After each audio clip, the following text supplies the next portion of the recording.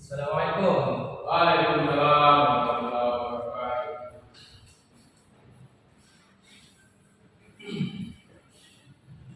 Baik, bismillahirrahmanirrahim. Assalamualaikum warahmatullahi wabarakatuh. Waalaikumsalam warahmatullahi wabarakatuh. Alhamdulillah, wassalatu wassalamu ala Rasulillah Sayyidina wa maulana Muhammad Habibullah wa ala alihi wa man tabi'ahu wa mawala. Baik, apa kabar anak-anak Bapak semuanya? Baik, Pak. Alhamdulillah.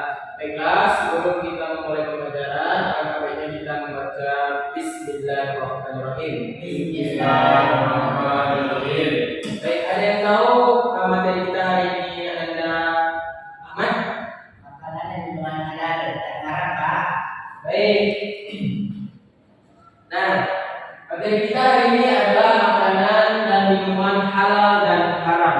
Nah, sebelumnya Bapak ingin bertanya kepada Ahmad. Ahmad, apa itu makanan halal? Makanan halal merupakan makanan yang diperbolehkan dikonsumsi dalam ketentuan syariat Islam. Oh, berarti makanan yang halal yang dapat dikonsumsi oleh syariat Islam, gitu ya? Kalau menurut Farhan, apa itu makanan haram?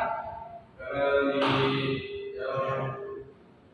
seperti makan daging, Makanan yang tidak diperbolehkan makanan yang tidak diperbolehkan dalam syariat Islam, Pak. Baik. Adalah makanan yang tidak diperbolehkan oleh syariat Islam. Ada banyak contohnya ya, Farhan tadi ada makanan tadi seperti dari babi, yang seperti buas ya. Baik.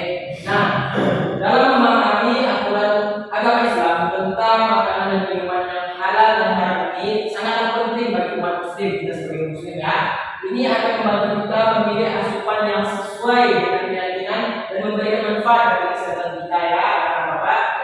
Nah, makanan dan minuman yang halal adalah makanan atau minuman yang boleh dikonsumsi sesuai dengan ketentuan syariat dan hukum-hukum Islam ya. Baik, selanjutnya. Nah, di sini ada dalil makanan dan minuman dalam Quran surah Al-Baqarah ayat 168. Coba dibacakan Ahmad. Bismillahirrahmanirrahim. Ya ayyuhan nas kulu mimma fil ardi halalan thayyiban wa la tattabi'u khutuwati syaitan innahu lakum aduwwun mubin. Wahai manusia, makanlah sebagian makanan di bumi yang halal lagi baik dan janganlah mengikuti langkah-langkah setan, sesungguhnya ia bagimu merupakan musuh yang nyata. Nah, di sini dari Al-Quran menyebutkan bahwasanya kita sebagai umat manusia adalah untuk memakan makanan yang halal yang ada di muka bumi ini, dan janganlah kita mengikuti langkah-langkah syaitan seperti banyak asupan syaitan yang diberikan kepada kita. Makanlah itu adalah makanan yang enak, padahal itu haram. Maka kita harus menjaga makanan-makanan kita seperti makanan yang halal yang banyak di muka bumi ini dan bertebaran di muka bumi ini yang dapat kita makan.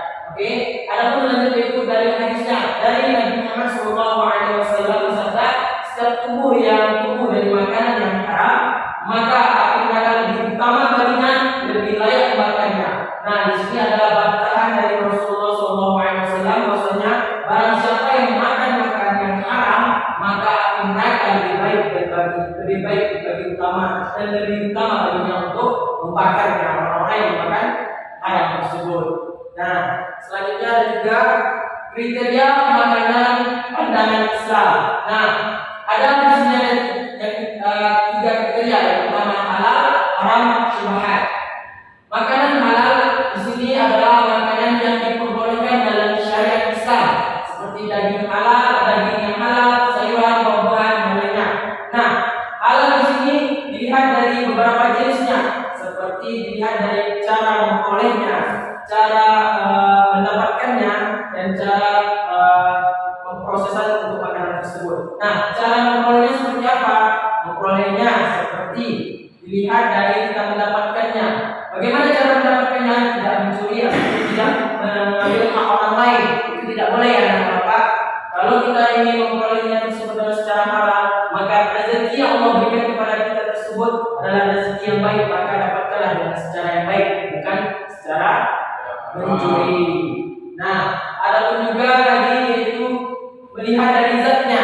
Kalau zatnya tersebut termasuk tidak halal, seperti zatnya itu seperti memabukkan, zatnya tersebut seperti menyakitkan diri kita, kita, maka itu tidak boleh. Kalau ada zatnya di dalam tersebut, maka itu makanan yang tidak halal. Dan ada lagi kita lihat itu cara memprosesnya. Kalau dilihat dari makanan tersebut seperti daging ayam, daging sapi, kambing, kalau prosesnya tersebut yang dilakukan untuk dikonsumsi seperti pemotongannya, kalau pemotongannya tersebut tidak menyebut nama Allah, maka dia adalah makanan yang tidak halal atau haram. Ya, ya. Nah, ada pun selanjutnya itu haram makanan atau minuman yang dilarang dalam Islam seperti daging babi yang dikatakan Farhan tadi, ada daging babi, hewan buas juga, bangkai, darah dan lain sebagainya. Selanjutnya ada syubhat. Syubhat ini adalah makanan yang status kehalalannya tersebut tidak jelas.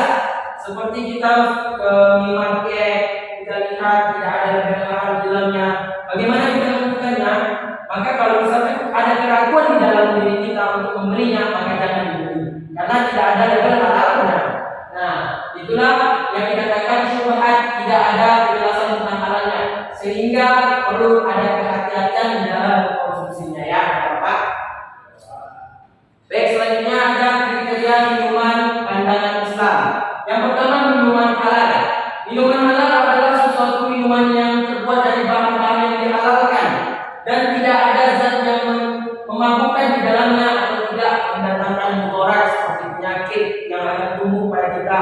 Kalau kita meminum minuman yang tidak halal tersebut, maka tubuh kita akan tidak terasa sakit atau segala macam yang membuatkan diri kita jatuh sakit. Ada juga minuman yang haram, sesuatu minuman yang terbuat dari zat atau bahan-bahan yang tidak halal.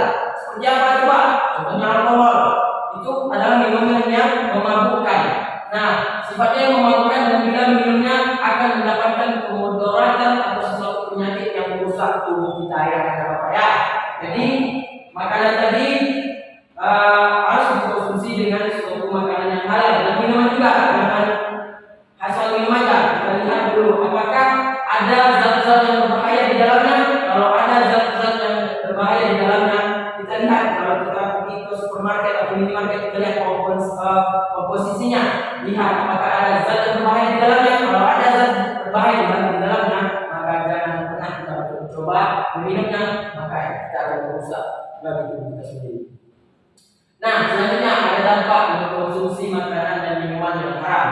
Yang pertama, fisik. Makanan dan minuman haram dapat berdampak buruk pada kesehatan fisik, seperti gangguan pencernaan, penyakit banyak yang terjadi sekarang ini anak-anak. Kita lihat minuman torpedo, itu banyak zat-zat yang aditif, zat-zat kimia yang tidak baik dalam kehidupan dia untuk minumnya. Banyak terjadi kejanggalan penyakit seperti ginjal atau segala macam. Ada pun juga spiritual.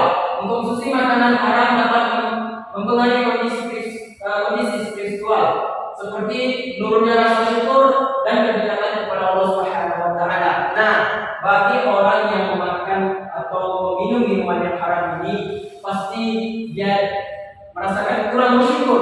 Padahal hartanya sudah banyak, padahal makannya sudah banyak, tapi dia merasakan tidak syukur kepada Allah Subhanahu wa taala. Karena kenapa? Hatinya sudah tertutup karena makanan yang haram itu.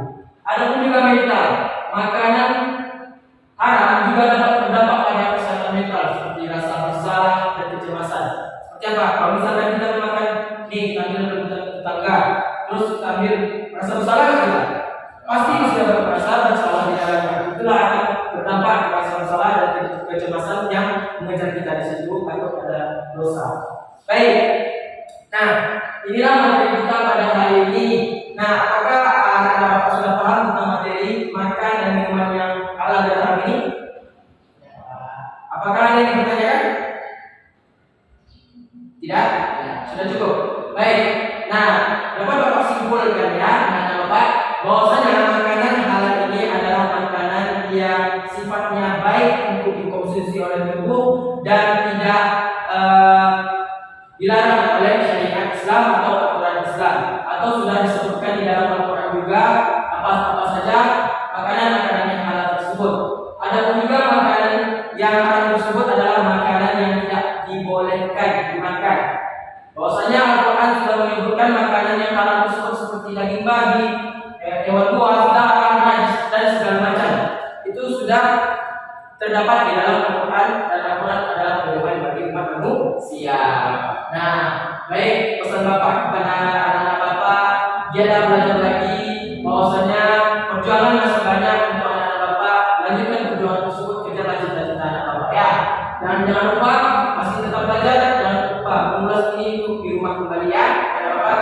Baik, cukup